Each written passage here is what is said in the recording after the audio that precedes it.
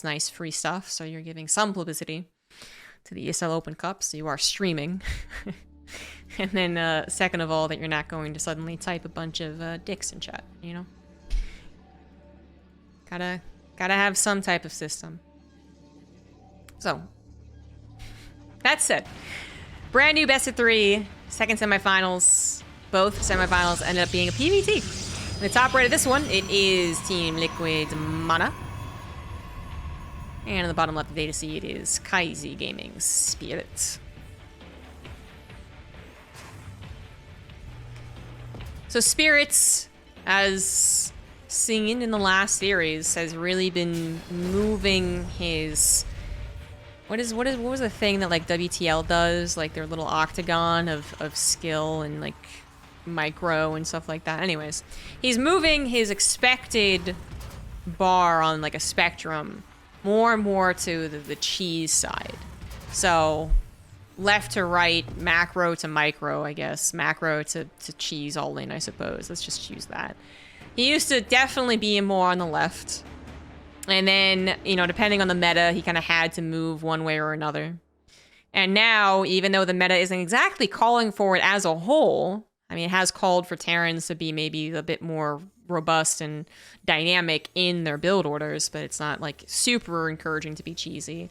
He has himself been pushing more to the right. So I would say, you know, he's not even in the center right now. He's actually a little bit more to the right, being a little bit more cheesy and all-in-y than he is doing macro. Which, you know, if you really do think about his career, is actually kind of a big news, because this guy has been known for his supreme macro for a very long time. But it kind of goes hand in hand with just Spirit in general, which Spirit is a man of, maybe this will come out wrong, but of inches, centimeters. He doesn't seem to really have gigantic boosts in anything. You know, he doesn't suddenly swing one way versus another in his style. He doesn't suddenly just become much, much, much better. Of course, I don't know what his story was leading up to the time that he was a pro gamer, but since then, it's been incremental. It's been just like a little bit every single day, every single month, and then maybe hitting a plateau every now and again and figuring it out however he does about how to push past it. But he still isn't really considered someone who's going to hit up a lot, to punch up a lot. And he can still slip and even get brought down a little bit by people you would think he's fairly settled against, basically. So in this case, you know, we're kind of right now questioning. Is he being a Spirit who's just not performing as well? And he's being brought down a little bit by MaNa? Or is MaNa actually getting one of his increases? And it does feel like MaNa is a little bit more of the guy who will suddenly pivot one direction or another. Well, he's always been a bit more cheesy, that's for sure. We do have a Dark Shrine in the way versus a proxy starport, so they're both being cheesy, but whatever. But he does have boosts in his play. Like, one event, MaNa's really fantastic. Another event, he's not that great. Spirit's very much more on the level. So that's kind of a neat difference between the two. But yeah, in this particular game, right now, they're both doing something very aggressive. The most recent story is that MaNa has defeated Spirit twice, but overall in the last year, Spirit has still been winning more against MaNa. This is their first time meeting, and it's going to start off with a bang. Aliens leading over to the right side of the map to get in the medevac and enter into MaNa's main base, and MaNa has no idea about it is a bit of a strong way of putting it. He might have some clue to it. He did see the factory with reactor, which at least opens up the possibility. He does have units in the main base. The Adepts even creating a little bit of a wall. So the first Hellion shot was not particularly good, but the second one was still with 3 Hellions. Got a beautiful lineup shot. Next shot afterwards had been reduced down to 2. So 2 Hellions, 2 shot, not as lethal. Still need to be tracking them. 8 probes go down, mostly thanks to the first shot. And now we're just about, you know, collecting 1 or 2 probes at a time. But bigger news right here, right now, are the DTs. The Hellion drop got in, scouted technically, but maybe not with enough time to say, wait a minute, something's missing. What is missing? There's nothing in the Twilight Council. There's no stalkers being made. Where is he putting all of his gas and all this stuff? Well, DT swipes go and you go, oh, that's what he was doing. So this has done return damage and then some. 2 DTs still alive. Panic Engineer Bay coming down. Spirit, honestly, is effectively dead.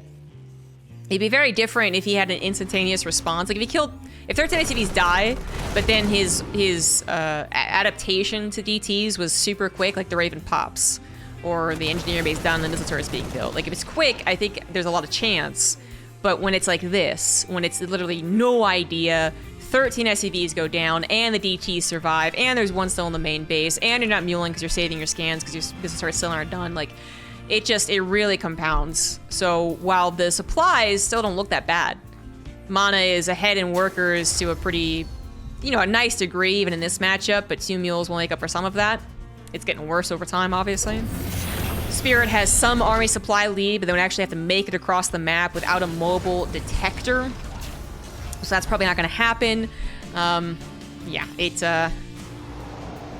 is clearly going to be much worse as time goes on for the Terran. There's no other way to put it.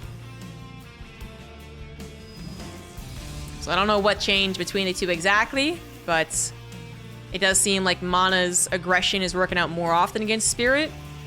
His mid and late game reads against the guy are also getting better. And it looks like Spirit's maybe his... Oh, no, both Archons died. That was a big mistake there. MaNa getting greedy going after that tank. Should have picked up and let it alone. Anyways, the difference that I can point out is that Spirit has become a little bit more aggressive. So maybe he's getting more often kind of tongue-tied, hand-tied against someone who's also aggressive.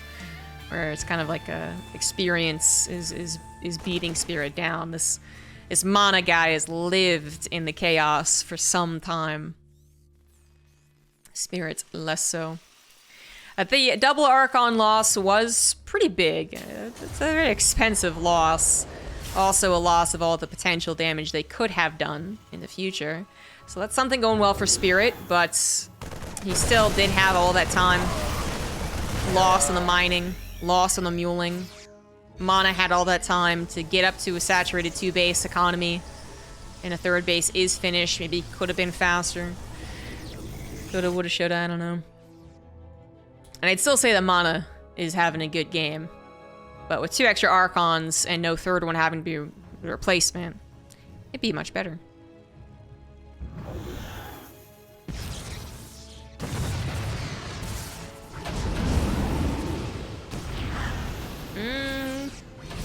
If MaNa was not paying attention and saw that the medevacs were boosting right from the get-go, that medevac boost could have been really dangerous. But he was paying attention. 2 Colossus are now on the way for MaNa. So if Spirit suddenly appeared on MaNa's side of the map with a 10 army supply lead, maybe I'd be a little scared for him.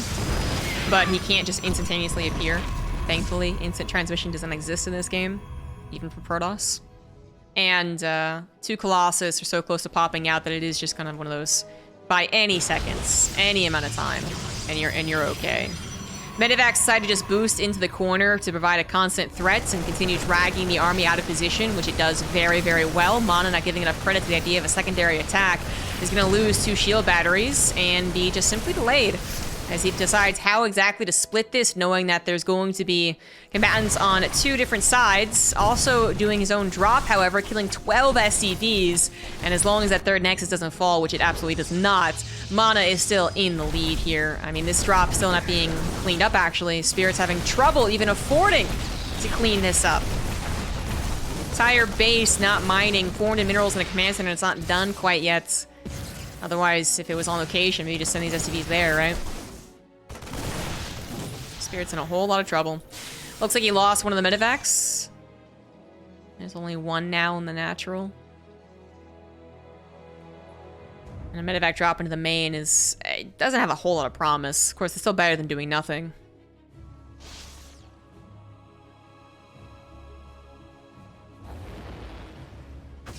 Yep, it gets denied before it even can do a single drop. But as I said, it's better than nothing. I mean, it might feel fruitless to do things like this, but it really isn't. Even if this wasn't doing a whole lot of damage either. Even if it had just been dropped and picked up immediately again, I'd still say that it's much better that Spirit has these options open so that if maybe he does a 1 big attack and has 2 drops, MaNa really drops the ball. That drop did last a decent bit, so it was probably worth its death. 10 probes were killed. I think it absolutely would be if the rest of the game hasn't gone the way that it has, but in terms of actually bringing Spirit back into it, it didn't quite do that. As a third CC is still being denied. Archon, I mean, we may have lost those first 2 Archons too quickly. This third one is being kept alive for some time. Yep. Oh, did I curse it? No, I didn't curse it. Nice. And now is even a little bit of a bait. Stalker's trying to grab a medevac, but will be unsuccessful in grabbing it. It is a continued delay on the third command center, and of course, most importantly, it's just a Protoss death ball and knocking. Spirits, well, might actually would have hold 2 bases, to be honest. MaNa has to be careful not to over-dedicate to this, but holy shit, that's actually 5 Colossus. 2 more bringing up from the rear, adding a lot of damage to what is a very bulked up bio ball in its own Sim City, right? So that does change the equation. And it was actually a bit even easy. Well, maybe not easy. You know, when you are down to only the Colossus for the most part, even a handful of units can start to really cause trouble. War Prism was killed, but that tank, even though it was getting a lot of shots off, wasn't enough to kill enough Colossus, and I don't think this drop's going to be enough to deal equalizing damage, although killing 19 probes at the same time. Spirit is really trying to make this a game. He really is not willing to give up, man. But it is now a double and then some work situation. MaNa in the lead. He is able to save 2 of his Colossus, and a third one has just popped out. And, well, this Widowmine drop does get a couple more probes. MaNa's also getting to a 4th base. So, quadruple probe production and chrono boost. Spirit's best bet, honestly, is just to all in. I mean, seriously, I actually wonder if an SCV pull would be kind of feisty. But I'm looking at what the army actually is, and kind of scratching my head. Is that really 35 army supply? I guess so. Technically. Something over here that's about to be denied. Well, the time the SCV pool is, was it ever there? Maybe not, but if it was, it's gone now. There is no chance that Spirit wins this game, but he is a fighter. I also think he might be... I don't know. He might be a little more disappointed. I don't want to say that I know the guy, because I really don't at all, but I do wonder if he's a little more disappointed to be suddenly starting to lose against MaNa, a player who he had really had a very good win record against. As I said before, a 10-series win streak against him prior to Atlanta, then a single tied series, and before that, 3 series in a row for Spirit, then MaNa, then 7 series in a row for Spirit, then MaNa. Like, it's been very Spirit-sided. And it has changed in the last 2 months. So there might be a little extra sting. There might be. Observer's gonna see everything. This vision is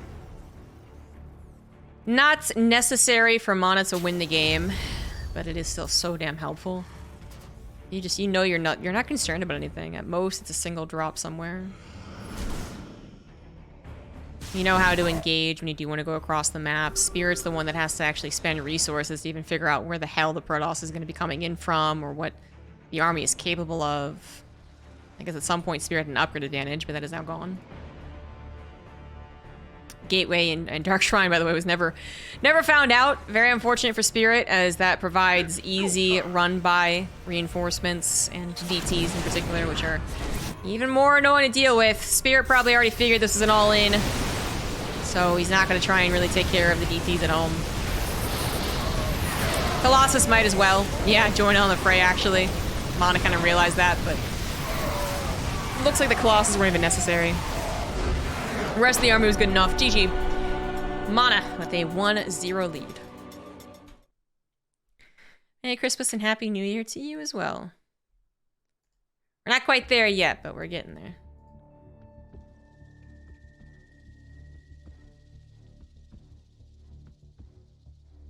I had my first singing lesson today. I won't be caroling this year, but, you know, maybe next year.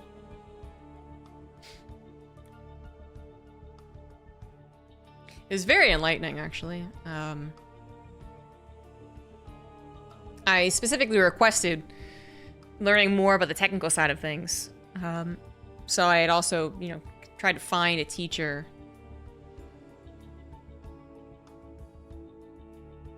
who was interested in that type of stuff. And I think I found a perfect teacher for me. She's very interested in the more technical side of things. So the full hour was just really spent on giving me a technical breakdown of how the voice works. Obviously, in particular, how it works when it comes to singing. But I'm pretty sure almost everything she talked about also had an impact on speaking and commentating. So learned a lot. I learned about the soft palate. And she identified all the weaknesses in my singing, which I also, again, believe to be directly related to my difficulties in commentating. Of course, with singing, it sounds really bad. Like, the difficulties are very obvious. I also think I have a bit more of a mental block when it comes to singing, because, you know, I just never believed I was ever going to be good at singing. So I wouldn't be surprised if I have more range, actually, if I could ever imagine it as being like a broadcast. But anyways.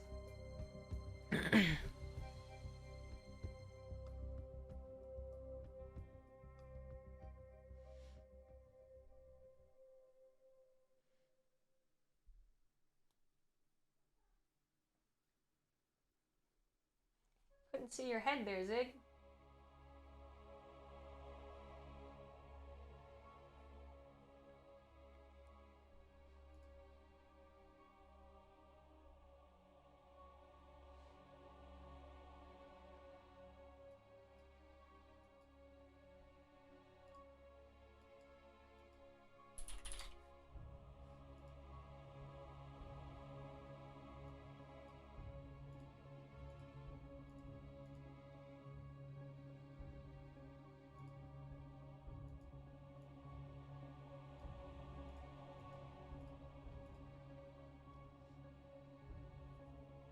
Just had to wait for Behemoth's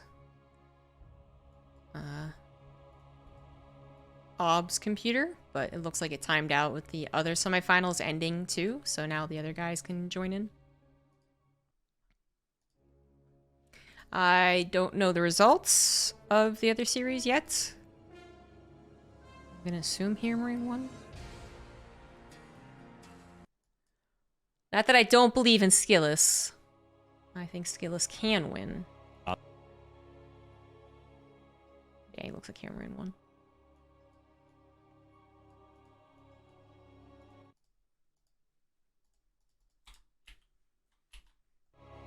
Stargazers for game number 2. In the top right, we have MaNa. In the top left, it is Spirit.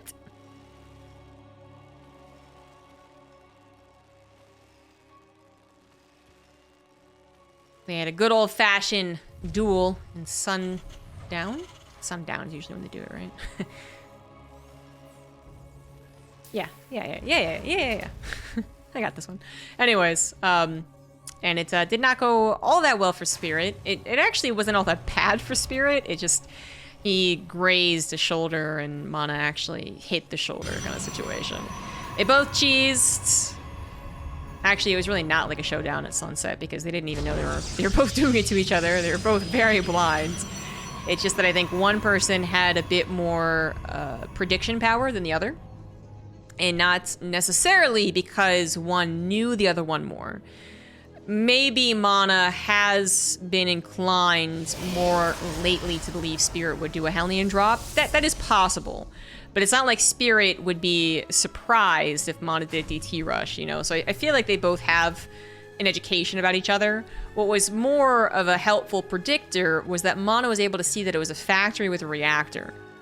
So that can go into 2 Hellion, 2 Wood of Mine, which means if you had your 3 Adepts in the main base, you might actually be screwed in the natural. Even if just 2 Hellions could still get a couple of shots and you'd be losing out on that damage. But he, I think, kind of chose to defend against the worst option, the one that would do the most damage, and that would be a Hellion drop right into his main. So he had maybe gambled to a certain extent, because I don't believe he saw the Hellions actually move out, but he also was correct. He probably would take the most damage from a drop as opposed to 2 Hellions in the natural, even though that also could have done damage. So anyways, he defended that relatively well. Spirit had no indication until the Hellion drop that there was something weird going on. And even then, like, literally you're trying to micro your Hellion to get the maximum damage done, not necessarily thinking at that particular second, oh, something's missing. You know, if your Hellions get killed, you pick up and go somewhere else, you might go ahead and check back on that main and go like, oh, okay, wait, hold on. But that was literally happening as the DTs were being warped in. So it's, it was a game of who did the most damage with their cheese, but also just one person had a little bit more of a preconceived, correct notion than the other. So you could say it was just unlucky for Spirit, who could not gain the same type of even slight information. Or you could just go straight to imbalance and say, well, Terrans can't afford scan. Either way. We have another Hellion opener, but this time it's not with the proxy starport. This is kind of clever, actually. So Spirit, you know, probably very annoyed that he couldn't even deny the Adept Scout last game. He's going to try and get the better of his opponent this time by nipping in the bud, being in a place where no Protoss would expect the Marines to be. I'm honestly surprised that MaNa was so quick to pulling back. It's like he almost expected it. So that saves his Adepts, but he still does not know what his opponent's doing. So to a certain extent, Spirit still has the benefit of this. He's also going to use his Marines to push, and with the Hellions by the looks of things. I think MaNa was very much looking for some type of extra push. Either the medevac coming across the map, or a Cyclone, or of course just Hellions. All of those things could probably kill the Stalker, but if the Stalker gives him a little bit more of a heads up, it's still very helpful. If the Stalker can buy any more time, that's still very helpful. And hell, he's gonna save the Stalker, injured, but alive. And he's been on the lookout for a medevac drop going into the main base as well with this probe. Which, you know, it's only 4 minutes, 15 seconds, so it's a pretty fast medevac drop.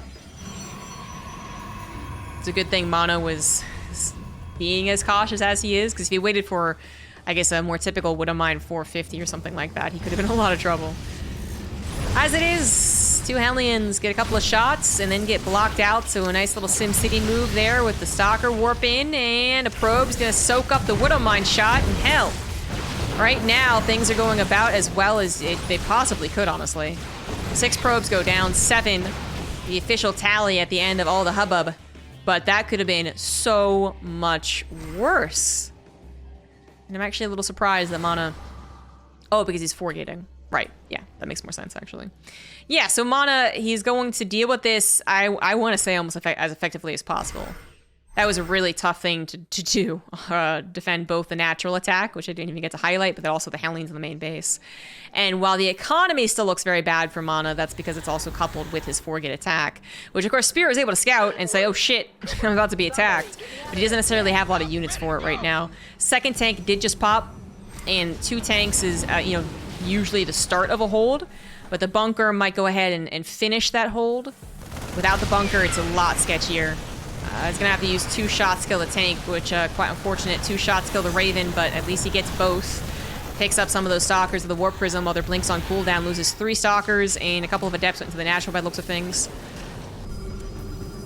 Still not the result that MaNa wanted. He definitely wanted, if there was no bunker, if Spirit was later to the defense, was cockier, this could have been real bad news. Tries to Zealot Bomb for the first tank drop, first tank shot. It did not work out because the tank was a siege. Actually, I think would have worked out. That was cute. But okay, now that everything's pretty much done, the 4-gate has not worked. MaNa cut his own economy to do this, and then got his economy hurt further. And the only thing he had going for him was, okay, well maybe the guy built too many harassment units, but he hasn't. He's fine. He has defended the 4-gate, and MaNa is in now a ton of trouble. Another tank's gonna go down, but so many Stalkers went down with it. 11 Stalkers. MaNa looks like he's gonna give it another go, but if he just taps out kind of in a boring fashion, I would not judge him. This has clearly gone on for too long without doing enough.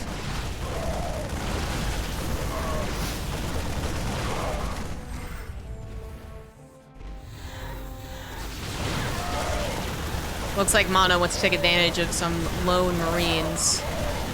But even with some really cool micro, it's like killing all these Marines is not going to solve your problems.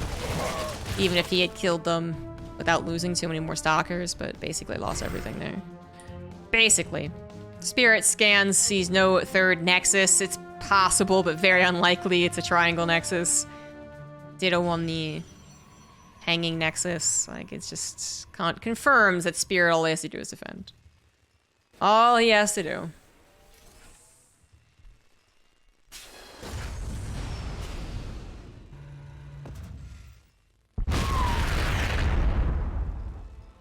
I think he had some difficulty chilling out while singing. For the karaoke streams, not so much, actually. I was, I guess, a little nervous for doing it just right off the bat to a new person, but for the karaoke streams, nope. That's pretty much actually as good as it's gonna get.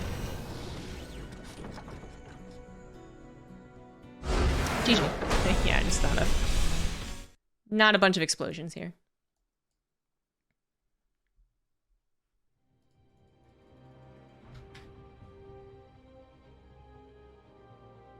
So there's no problem with chilling out while singing. There's no problem with me being nervous if I do karaoke or I'm a little tipsy on stream.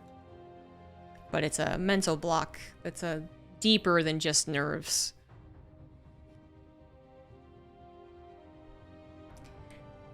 That was the first game victory for Spirit. Atlanta was a 2-0 and another 2-0. So that's something. Maybe Spirit's gonna knock him back down. Sit down, son. I win this particular battle. Spirit's definitely younger than MaNa.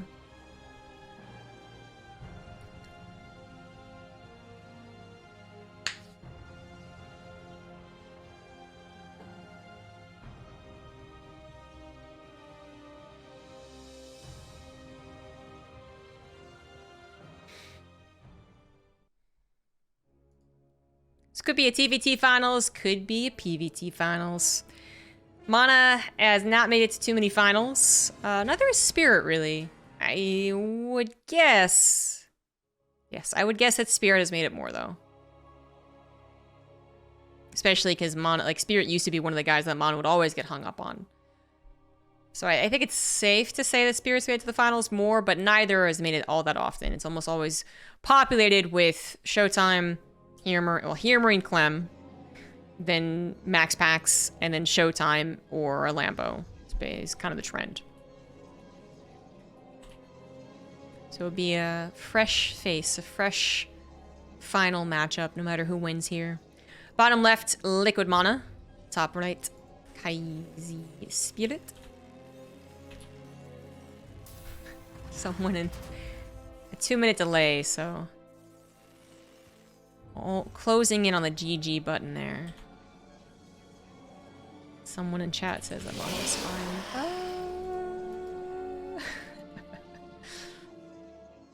Oh, I never actually gave those predictions. Well, I'll definitely make sure to get predictions up for the finals. Actually, we could just do it now. It's 1-1. It's tied up. Why not, I suppose.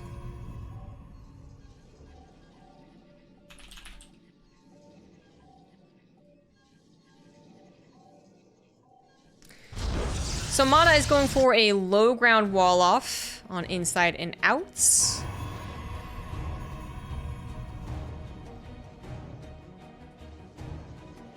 The double gas for a second on the production tab kind of confused me.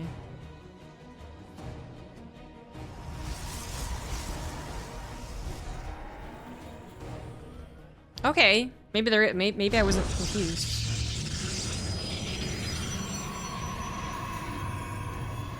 Because he is... Zella could be cancelled. Yeah, he's definitely being aggressive. Alright, so there was something even earlier in the build order that I just was missing while I was not paying attention. But yes, he is absolutely being aggressive with this low ground and thus closer to his opponent, Gateway. He's already started with some little probe harassment. But, you know, that's what you're supposed to do. Spirit has decided to go for a Marine into Reactor, so 0 scouting. On his opponent's side of the map, MaNa is going to get the jump on him. The question then, how much of a jump? You know, if the Marine takes even 1 strike to the Zealot before it backs away, that could have huge implications. And a proxy Stargate's also being set up, so... Name of the game is a lot of chaos in the natural, and then hopefully a swift kick in the nuts in the main base.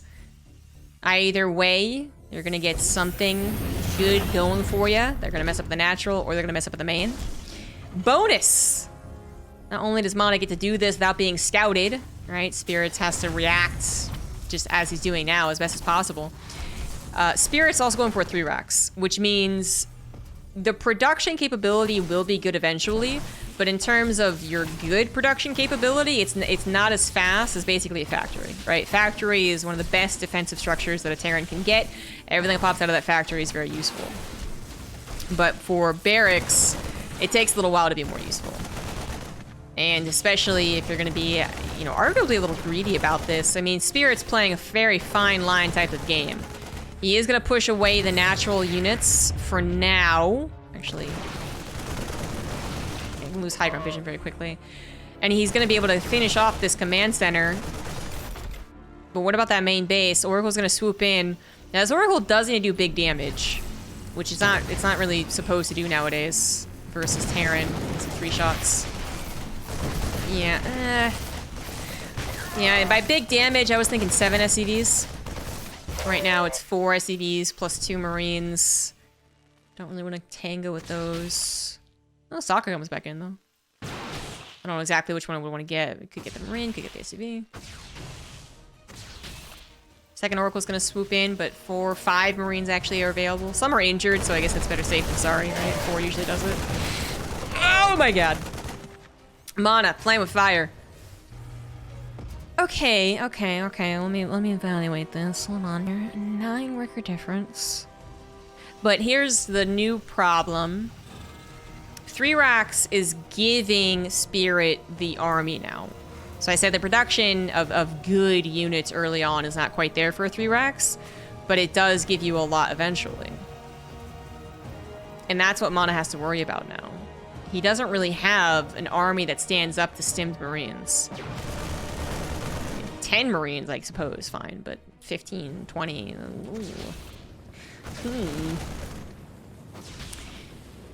So did he do enough damage? A little harassment still with this Oracle. Better than nothing. Shield battery absolutely has to be in the natural, and there is 1. Second one's on the way, but I only see 1 pylon. That's also kind of concerning. Excellent use of the stasis trap. At the very least, going to pop a scan or, you know, send a Marine in first. I mean, literally an extra second right there is sometimes so important. Force field also needs to be remembered sometimes for Protoss players, but fortunately, MaNa has literally played StarCraft for the last 10 years. More than that, actually. StarCraft 2 for 12 years since it was released. So he remembers force fields. But might have needed another one. Second shield battery is a godsend, so I guess that's good enough. Did not need a second shield battery. Or force field, sorry.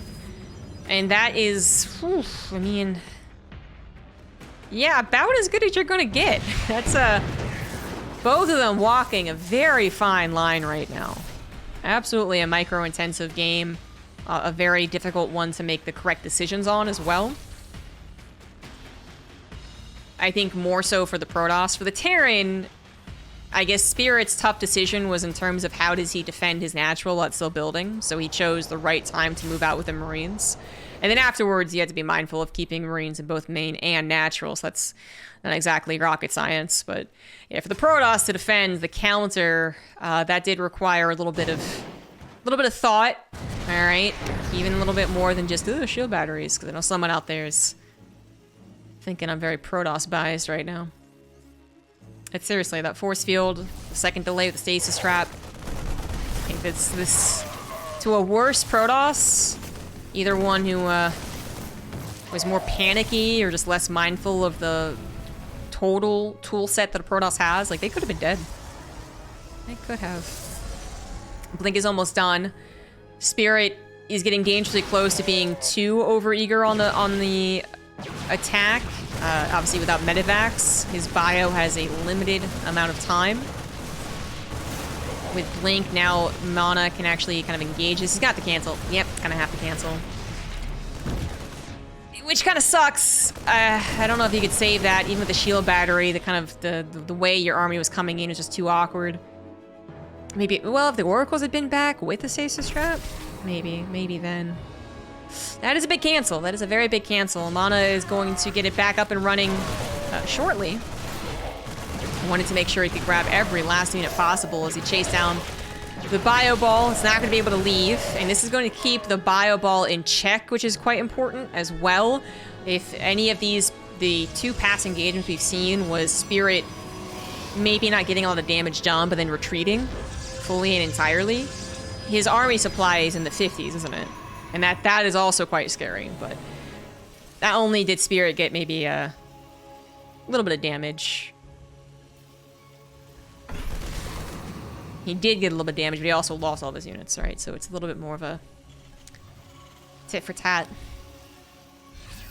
Hard game to call. Hard game to call. MaNa is still going to be in trouble from a very late 3rd base, but he's not fully dependent on just gateway units, which is probably when a late economy hits you the hardest.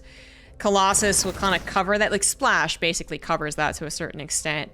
And Colossus are the steadiest splash you can get. MaNa also has these oracles giving some very nice utility, so revelations, knowing where the army is, knowing you don't have to split yet is very, very crucial right now for MaNa, because while he might be covering some of his economic deficit, some of his army supply deficit with Splash, that is obviously nullified if he's out of position. Some stasis traps can be quite helpful, and occasionally the pulsar beams have been the make or break difference for some of these engagements. Definitely the type of StarCraft 2 game that I think we all like. Just start to finish. A lot of interesting choices, a lot of micro battles. Just kind of non-stop aggression. But things have chilled out. Things have chilled out. The bio bulb is built. The upgrades are on the way.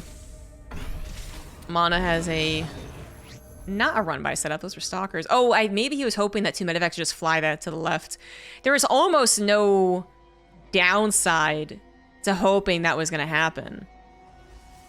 And then if he had seen the army move out with SCVs to take a 3rd, he might have just poked in, taken some hits, and then run away. As it is, saw the entire army move out without the 3rd, and maybe thought it would be a real direct push. There is a drop, however, so he must have missed whatever one did go out.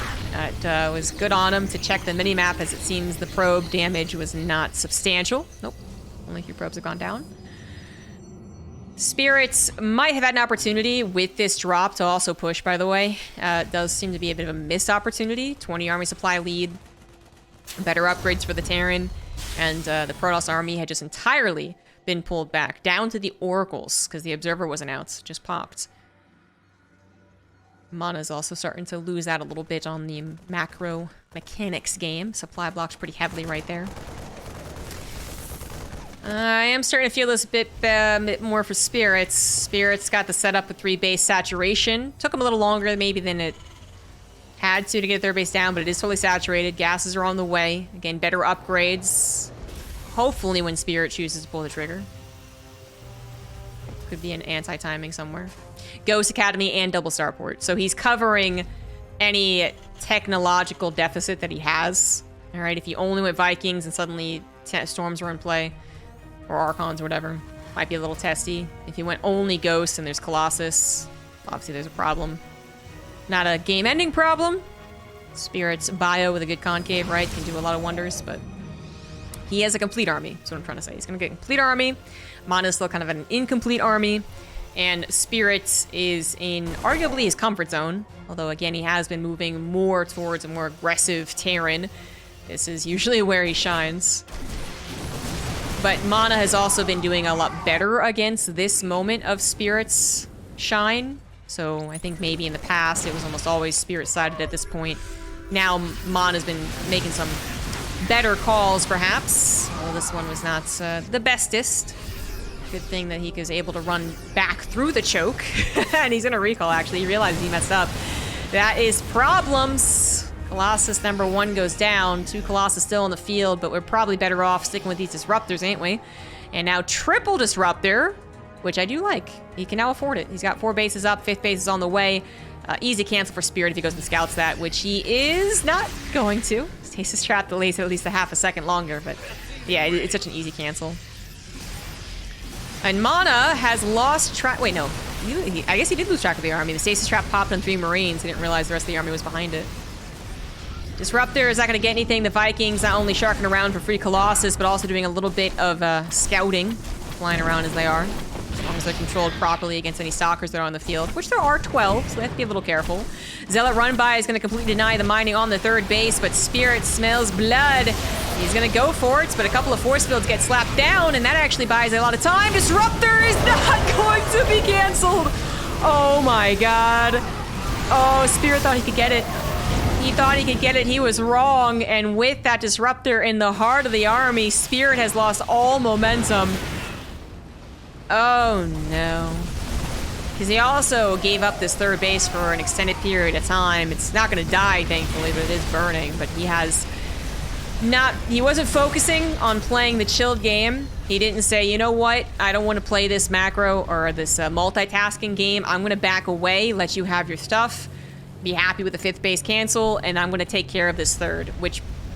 you know, obviously it would have been better because he wouldn't have gotten Disruptor to the face, but if that Disruptor had not popped off, you could see how Spirit was in a potentially good position, but now things get all topsy-turvy. MaNa's 30 supply up, 50 supply up, 60 supply up as all these SCVs go down, and he's still up 40 army supply as well. Upgrades have also evened up, +2 to 1-1. Liberators will never really make an appearance in this game, although Spirit was so well set up to go into an extended TVP. He chose the wrong moment to strike, the wrong moment to go after the Disruptor, and now he's going to pay for another 2 good Disruptor shots as Spirit was not paying attention. I guess he was trying to get something set up back in the natural. And MaNa has a couple more bases he could give away. He's got his army returning home. MaNa is absolutely going to be winning this one. 2-1 facing Heermere in the finals. Spirit, I mean, throw is too strong of a word, but I think I was a lot more scared from MaNa when he was still kind of on the back foot and had Liberators closing in, right? We rewind back here, and he's kind of maybe going up the ramp, maybe he doesn't. He's canceled the 5th, and MaNa is still on his 4th base. He hasn't moved out. There's no weird base trade quite in play. Spirit might have been able to pull back, contain, like pseudo-contain for a little bit, and then get into Liberators, although not with any particularly good upgrades, so there is that. And that, again, might have been the better play. Disruptor changed everything. GG.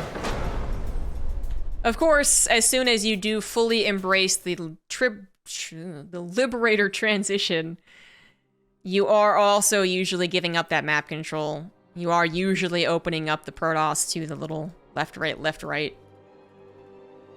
And that's not something that Spirit necessarily wanted to just let happen.